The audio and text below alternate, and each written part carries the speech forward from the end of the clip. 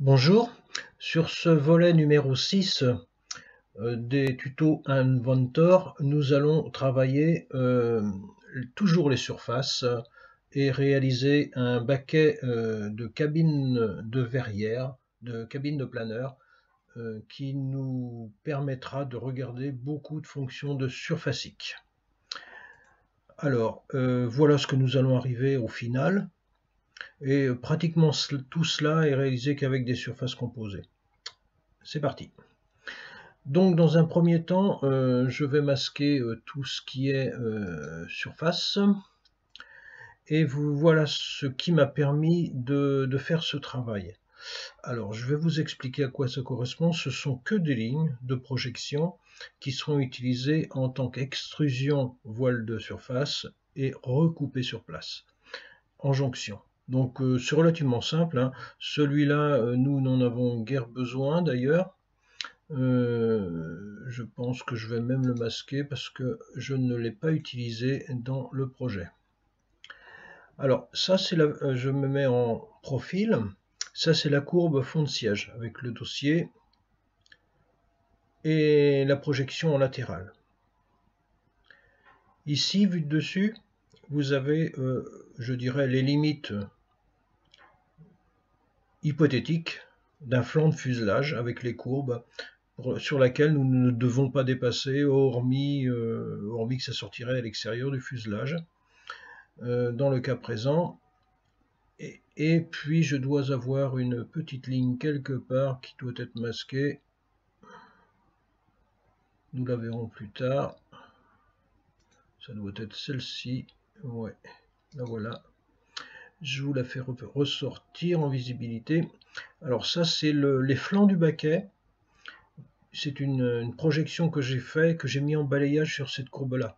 Donc c'est un baquet qui va suivre le côté du fuselage tout en habillant, je dirais, l'intérieur et en donnant la possibilité de passer les commandes sur le côté. Voilà pour les lignes de construction. Alors pour ce qui est de la réalisation, je vais vous montrer tout cela dans l'ordre. J'ai commencé par faire une extrusion de cette ligne de fond de siège. Voici l'extrusion. Nous allons pouvoir la regarder de près. Je vais rouvrir la fonction, modifier l'extrusion, la voilà. Voilà, ça veut dire que dans la fonction, on sélectionne toujours la fonction, on va travailler en surface, non pas en volume, en solide, on va travailler en surface. Donc on sélectionne le petit carré là. Et puis, comme d'habitude, on sélectionne la courbe. En numéro 1, on sélectionne le plan d'esquisse, lui, c'est celui-là. Et après, on va tirer gentiment notre cote de largeur. On fait dépasser largement les besoins, puisque de toute façon, ce sera recoupé après. Donc la cote, on se moque un petit peu. C'est valide pour ça. Suite à cela, je vais faire ressortir les côtés. Donc là, j'ai fait un premier côté. Donc là, c'est fait avec la fonction balayage. On retourne dans la fonction, afficher la fonction. Donc je sélectionne le contour, le trait bleu là, d'équerre avec son congé, et je sélectionne la courbe. La courbe, c'est la trajectoire. Bien entendu, toujours en mode surface. Un côté de fait. Il me semble bien que j'ai dû lancer une fonction symétrie derrière, qui m'a ramené le second côté. Donc maintenant, on se retrouve, je dirais, avec les extérieurs. Je vais donc avoir 3 voiles de surface. Ces 3 voiles de surface, eh bien, je dois en avoir encore un autre. Je le mets en visibilité. Hop.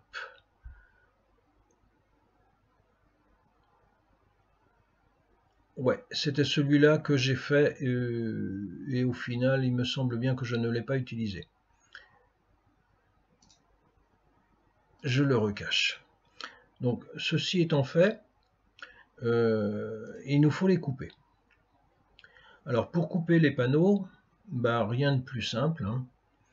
Je vais reprendre les fonctions. Nous avons une fonction ajustée qui est celle-ci, donc je fais modifier la fonction. Alors, la fonction ajustée, nous la trouvons dans le module surface. Là, elle est au centre. On choisit l'outil de coupe. Donc l'outil de coupe, pour moi, c'est celui-là. C'est ce voile-là, le voile latéral. Et ensuite, on choisit le côté à supprimer. Et le côté à supprimer, c'est ou le côté droite ou le côté gauche. Pour moi, c'est celui-là. Je fais OK, mon panneau, mon extrémité de panneau est sortie. On fait la même chose pour le second côté. Même technique, même fonction. Ajuster, outil de coupe, le voile de droite, partie supprimée, l'extérieur. Donc, nous nous retrouvons avec déjà 2 chutes de parties. Ensuite, il nous faut couper en latéral. J'ai dû le faire dans ce module. On va remonter un petit peu. Ajuster. Alors, yop, là. Peut-être que je refasse ressortir les surfaces. Visibilité. Voilà. Donc, j'ai fait, je dirais, la même chose avec... on va ressortir l'esquisse. Normalement, je devrais la retrouver ici. Non, ça c'est une autre ajusté que j'ai fait plus tard.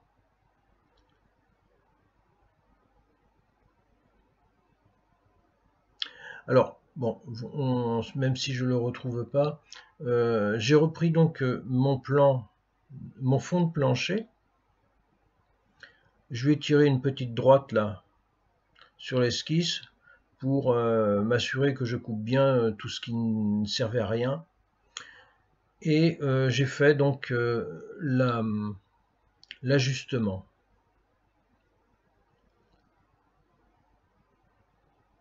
Le voilà.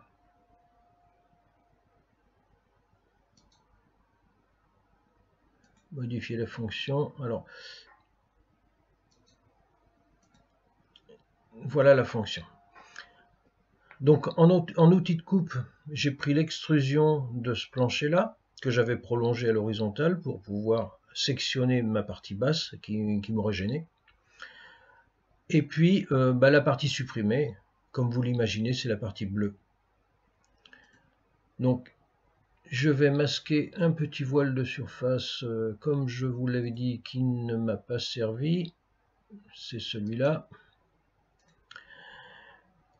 Et puis j'en ai d'autres là qui sont visibles.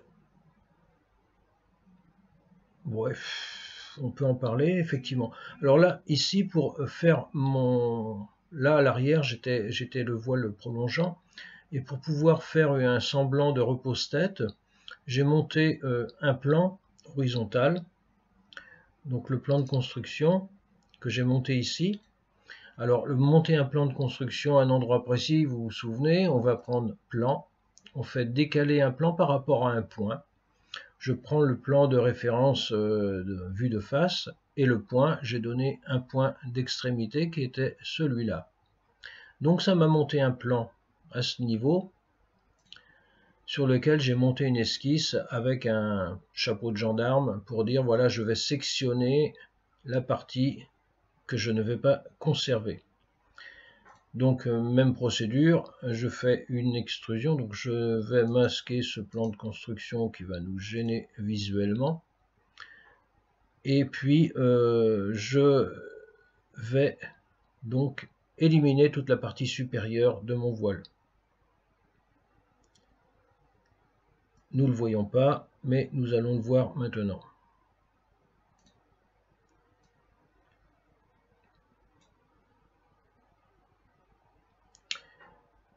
Hop, on va le corps surfacique, visibilité sortie. Donc ça, c'était tous mes voiles.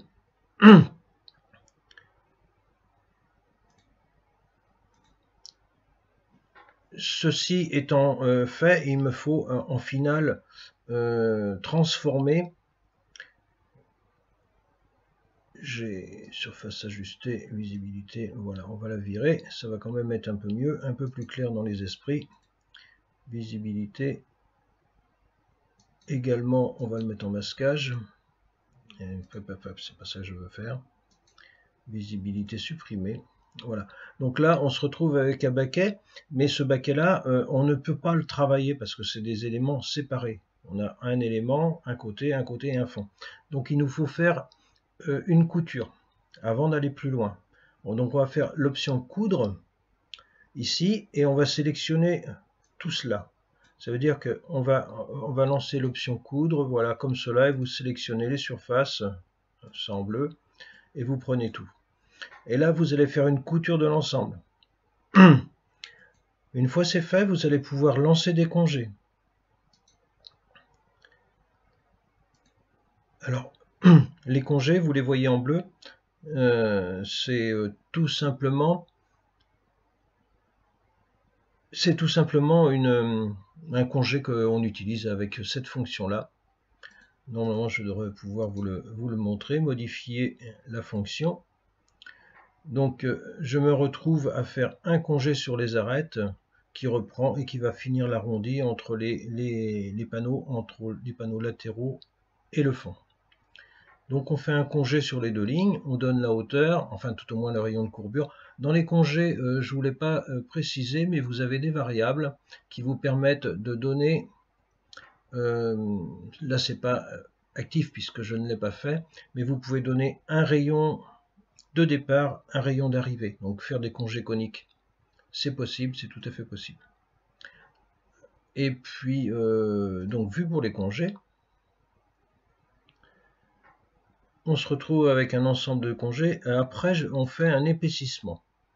Un épaississement, modifier la fonction, ça veut dire que ma forme, il faudrait que je les masque tout ça. Bon, on va le masquer après parce que ça va être devenu solide. Donc sur ma forme qui est avec les congés faits, on voit bien le baquet qui est rond là. Voilà, tout ce qui est brun. Je vais donner une épaisseur, là j'ai donné une épaisseur de 3 mm, donc on va pouvoir voir que l'épaisseur il est bien présent. On a nos 3 mm. Alors ça va transformer nos surfaces en tant que solides. Donc là ça recalcule. Voilà, donc je peux masquer tous mes surfaciques et puis faire réapparaître maintenant mon volumique, enfin mon solide. Donc on se retrouve avec un baquet de corps de fond de fuselage de planeur pour moi, dans cet exemple, que nous allons pouvoir aménager. Alors, on va l'aménager, ça va être esthétique, hein, parce que là, tel qu'il est là, on pourra l'imprimer. Enfin, je veux dire, le passer en machine. Alors, pour le travailler, qu'est-ce que j'ai fait? Donc, j'ai uniquement changé de matière. Là, j'ai rien fait pour mieux voir mon travail que je vais faire à l'intérieur. Il est dans le même état. Sur ce plan-là, voici l'aspect final. Alors, qu'est-ce que nous avons fait pour arriver là? C'est pas trop compliqué, on va y aller tranquillement. On a utilisé un tout petit peu de solide et un petit peu de forme libre. Alors, nous remontons. Qu'est-ce que nous avons là? Alors, ce que j'ai commencé par faire, c'est ce petit bloc-là. Donc, j'ai commencé par sectionner mon fond en faisant une découpe carrée pour placer le manche. Et cette découpe carrée, ça me permet de pouvoir la changer de couleur et surtout de la modifier, de la transformer en tant que forme libre.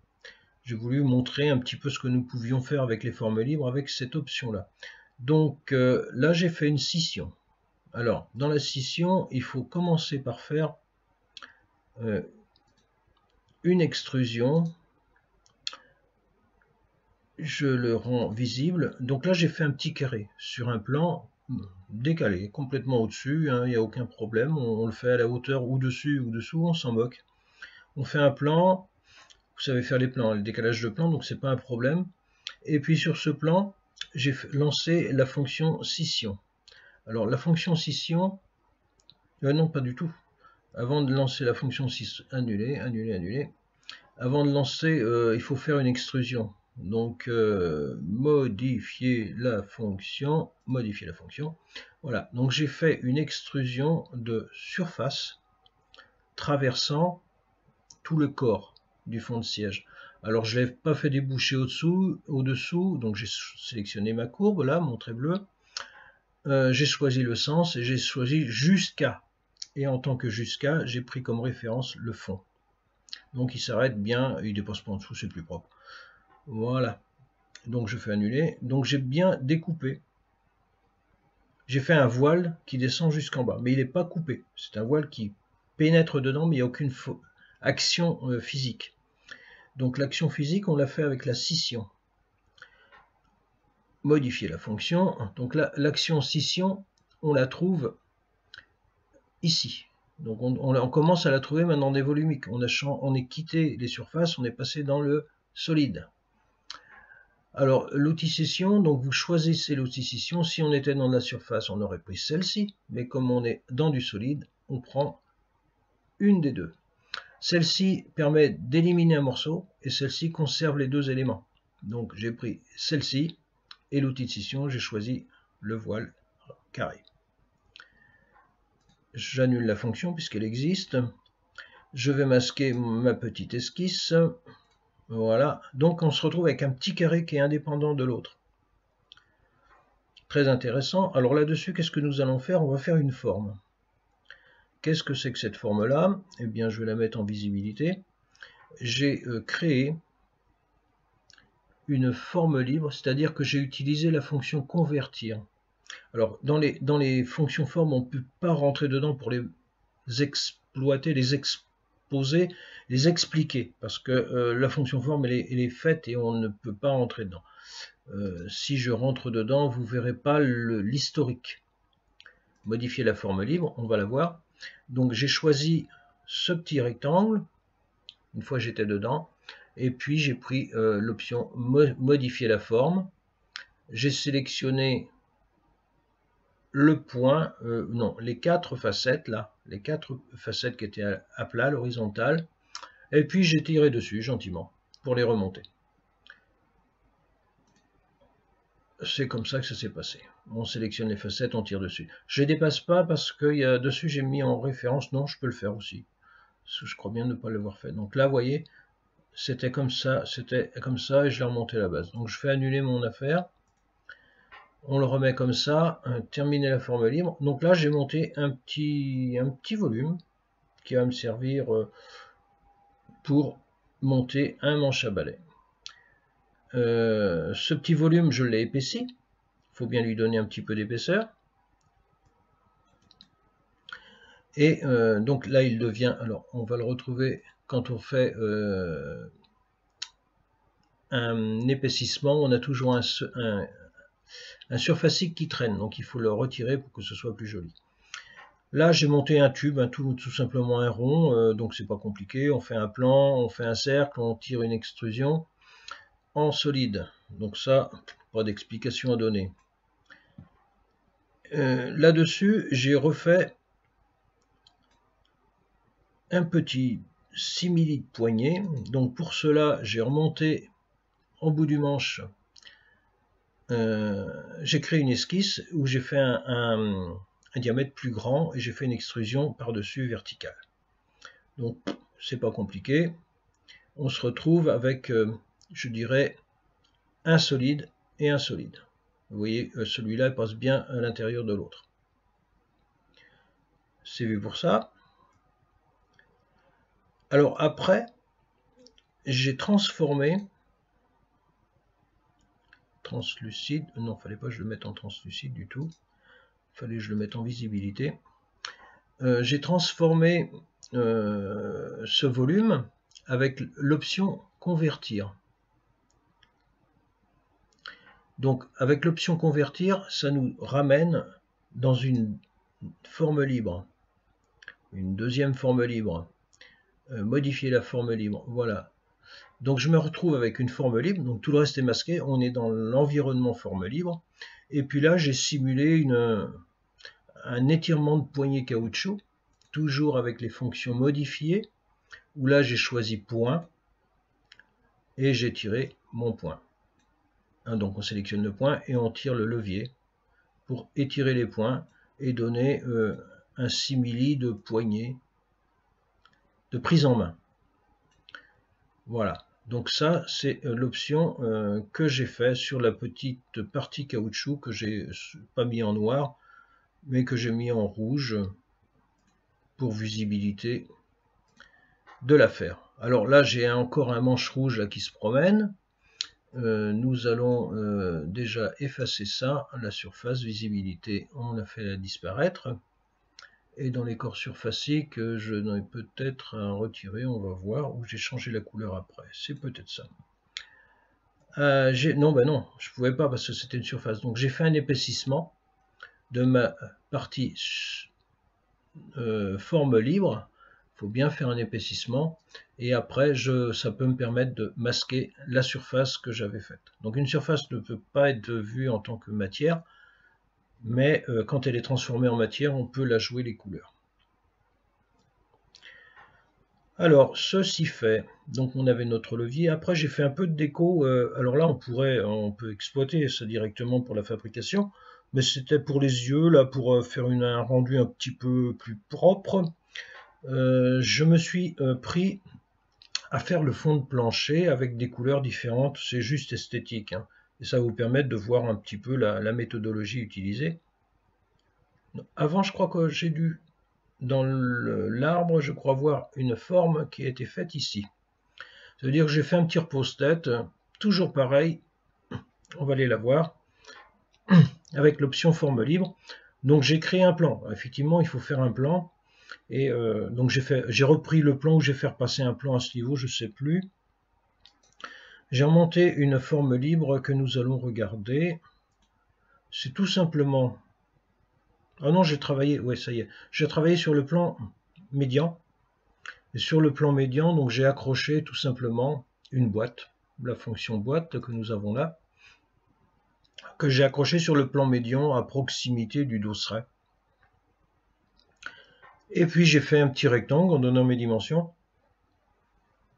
On a les possibilités de le modifier parce qu'il n'était pas incliné comme cela. Donc on arrive à gérer l'orientation en sélectionnant tout. Et là vous avez les options d'orientation, de pivotement, où vous pouvez le pivoter comme vous le voulez, lui donner l'épaisseur que vous souhaitez, de la même façon. Bon, j'arrive pas à le remettre comme il était, pas grave. Et puis, j'ai travaillé également avec l'étirement de points. Donc, j'ai sélectionné le point, j'ai suivi ce point-là, et puis j'ai simulé un affaissement de tête. Hein, donc, on peut le rembourrer comme on veut. On peut aussi, après coup, étirer la totalité pour dire bah, ma foi je veux que la dimension soit un poil plus grande. On peut toujours l'agrandir ou dans un sens ou dans l'autre, ou le déplacer vers le bas de la même façon.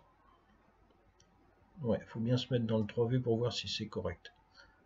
Alors là j'ai pas j'ai une symétrie latérale mais pas en hauteur, donc ça veut dire que je peux l'agrandir vers le bas sans pour cela l'agrandir vers le haut, que là j'ai un trait de symétrie qui est le pointillé jaune.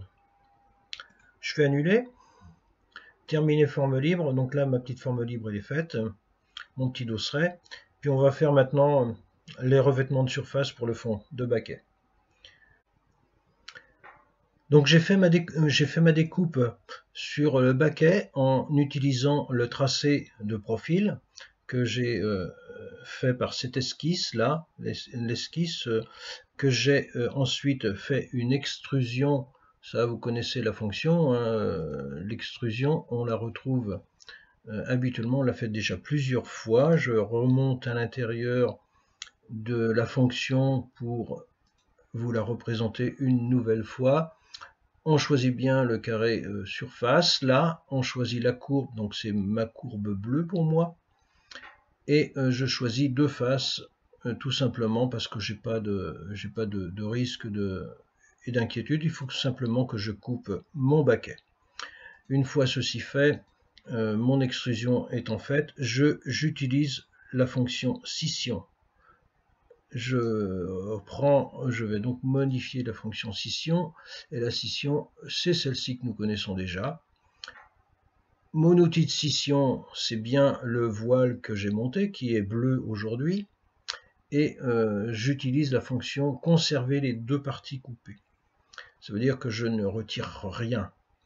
Je fais OK, bien entendu, pour cette fonction-là, et je me retrouve, je vais masquer le voile là, que nous n'avons plus besoin, visibilité, ainsi que son esquisse, visibilité, et je me retrouve avec, je l'ai fait en deux fois, j'ai fait une première fois sur la partie violette pour vous, et une seconde fois qui reprend l'ensemble, ce qui fait que j'ai trois éléments, 1, 2 et 3. Chaque élément, on le sélectionne, on peut lui donner la couleur que nous souhaitons, et puis de cette façon, visuellement, vous avez quelque chose qui ressemble à peu près à ce que vous voulez. Voilà pour ce qui est de cette partie d'aspect et de fabrication à partir des surfaces. C'était un outil de travail pour les surfaces. Vous allez me dire, bah maintenant c'est fait, qu'est-ce qu'on peut en faire? Peut-être l'imprimer, oui tout à fait, impression 3D. Pour cela, nous sommes dans le menu là, je vais faire outils afficher, on va retirer les traits, je le mets en style visuel réaliste, il est plus propre. Ouais. Et puis on va passer sur l'impression. Donc l'impression, on va choisir le menu environnement. Sachez que celui-là, il est beaucoup trop grand pour ma machine. Hein. Ça, il va dépasser de tous les côtés. J'ai pas mis d'échelle dessus. Ça n'a aucun sens. Donc on va pas pouvoir le voir vraiment. Je vais peut-être vous le remontrer sur un autre. Encore que c'est pas grave, je vais vous montrer le principe. Mais dans le logiciel de la machine 3D, on ne pourra pas le voir parce qu'il va être trop gros. Alors, on va dans Environnement, on choisit Impression 3D, et là, le menu change. J'oublie, moi, personnellement, par choix personnel, j'oublie tous ces menus, je m'en moque complètement. Les options d'impression, etc., les détails de la machine. Je l'utilise pas, j'ai tellement l'habitude d'utiliser, moi, mes petites machines, que je connais bien, mon logiciel de machine qui est S3D, que je connais beaucoup mieux. Par contre, j'ai besoin du STL. Donc là, je ne fais pas d'exportation, mais j'utilise le STL à ce niveau. Et je vais donc créer mon STL, lui donner un nom. Je fais enregistrer. Là, je l'avais déjà fait, donc il est là. Et puis, point final, je ne fais rien de plus avec cela. Ensuite, ben, j'utilise le logiciel S3D, qui n'est pas démarré. Mais on va pouvoir le voir 5 minutes. Je suis encore pas dans Toc. Et puis je vais lancer une autre, peut-être il est plus petit celui-là. On va essayer avec celui-là. C'est pas le même baquet, c'est un autre que je vais vous montrer plus tard. Non, il est aussi gros d'ailleurs. Donc là on le baquet, je le virai ici, voilà. Donc je vous en ai ramené un autre qui s'appelle siège en bois.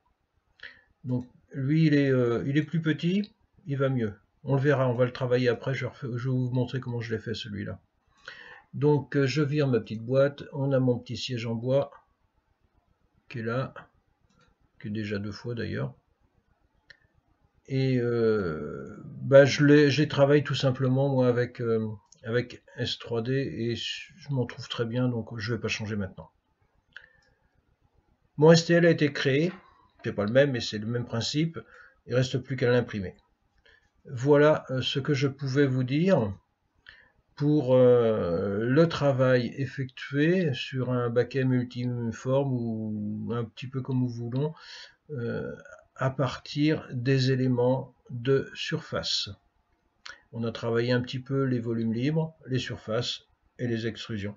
J'espère que ce petit tuto vous aidera à faire toutes vos réalisations que vous avez besoin. Bon courage!